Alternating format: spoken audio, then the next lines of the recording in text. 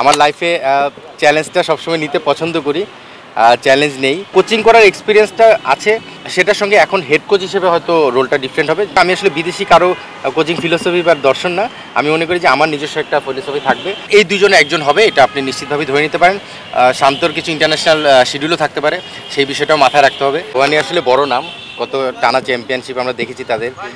এবার একটু প্রেক্ষাপট চেঞ্জ হয়েছে, কিছু চেঞ্জেস এসেছে, বাট আমার কাছে মনে হয় যে সোফার এখন পর্যন্ত যেভাবে দলটা গুছাতে পেরেছি, আলহামদুলিল্লাহ। আমি মনে করি যে চ্যাম্পিয়নশিপ তো আসলে বলে হয় না, এটা সময়ের সঙ্গে সঙ্গে জানা যায়।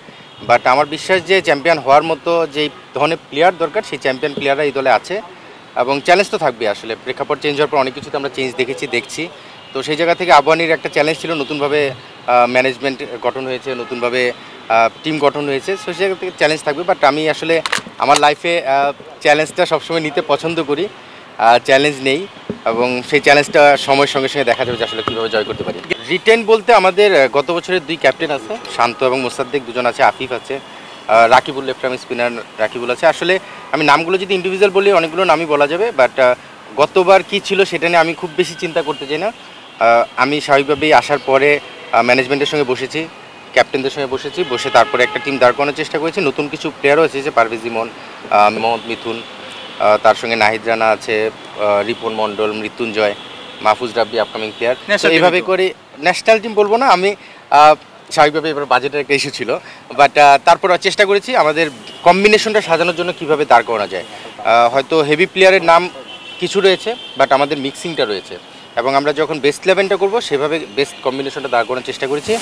সোফার আলহামদুলিল্লাহ ভালো অবস্থায় আছে। আমি আসলে প্রিমিয়ার লিগ কিন্তু করেছি এর আগে, আমি যখন খেলা ছেড়েছি 2011-তে, তারপরে আমি প্রিমিয়ার লিগ 2 বছর আবন্তিত করেছি। অ্যাসিস্ট্যান্ট কোচ হিসেবে শেখ জামালে করেছিলাম, অ্যাসিস্ট্যান্ট কোচ হিসেবে national league Dhaka metro head coach ছিলাম, বিপিএলও তো আমি 5 বছর করেছি অ্যাসিস্ট্যান্ট কোচ হিসেবে। তো কোচিং করার এক্সপিরিয়েন্সটা আছে, সেটার সঙ্গে এখন হেড কোচ হিসেবে হয়তো রোলটা ডিফারেন্ট হবে। আমি ফার্স্ট ক্লাসে হয়তো হেড কোচ ছিলাম, বাট প্রিমিয়ার লিগের চ্যালেঞ্জটা ডিফারেন্ট হয়, সেই চ্যালেঞ্জটা থাকবে।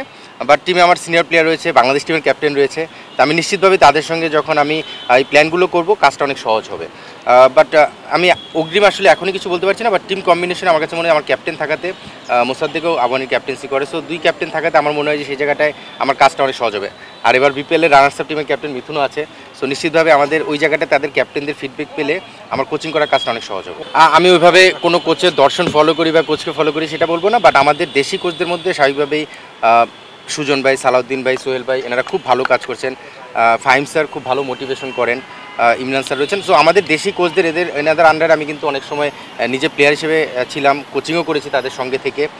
সো সেই জায়গা থেকে আমি আসলে বিদেশি কারো কোচিং ফিলোসফি বা দর্শন না, আমি মনে করি যে আমার নিজস্ব একটা ফিলোসফি থাকবে, আমাদের যারা করছেন তাদের নিজস্ব ফিলোসফি থাকে। আমি যখন এই কোচিংয়ের স্বপ্নটা দেখেছি 2011 পর থেকে, আমার মনে হয় আমার নিজের একটা ফিলোসফি ছিল।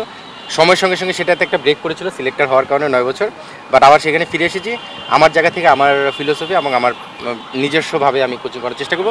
তবে সিনিয়রদের তো গাইডলাইন অবশ্যই।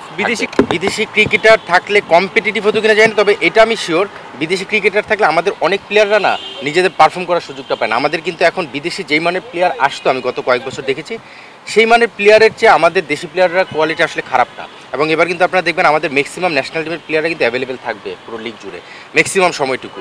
সেই জায়গা থেকে আমাদের দেশি কোয়ালিটি প্লেয়ার যারা রয়েছে তারাও যদি নিজেদের খেলাটা খেলতে পারে, বিদেশি প্লেয়ারের ওই গ্যাপটা আমি খুব বেশি ফিল করবো না আমার বিশ্বাস। চ্যাম্পিয়ন্স ট্রফি নিয়ে আমি কোনো কমেন্টস করতে যাচ্ছি না, কারণ সেটা টোটালি ডিফারেন্ট একটা বিষয়। ওই আমি আসলে ডিপিএল এবং আবহানি নিয়ে কথা বলার জন্য এখানে আসা। এটা প্রভাব না, আমি বলবো যে আমাদের প্লেয়াররা কিছুটা স্যাক্রিফাইস করেছে, কারণ স্বাভাবিকভাবে যেভাবে তারা টাকা পেতেন গত আসরগুলোতে বা যেভাবে কন্ট্রাক্ট হতো, সেই জায়গায় প্লেয়াররাও কিছুটা কম্প্রোমাইজ করেছে, কারণ দেশের প্রেক্ষাপট আসলে আমরা সবাই জানি। সেখান থেকে আর্থিক ব্যাপারটা এবার বিপিএলেও আমরা দেখেছি সিনিয়র প্লেয়াররা প্রেসিডেন্টের সঙ্গে ফারুকের সঙ্গে মিলে একটা প্ল্যান করেছিল, ঠিক একইভাবে প্রিমিয়ার লিগেও ক্লাবগুলো এবং প্লেয়াররা সবাই যার থেকে একটা সমঝোতার মাধ্যমে কিন্তু আন্ডারস্ট্যান্ডিংয়ের মাধ্যমেই টিমগুলো গঠন হচ্ছে।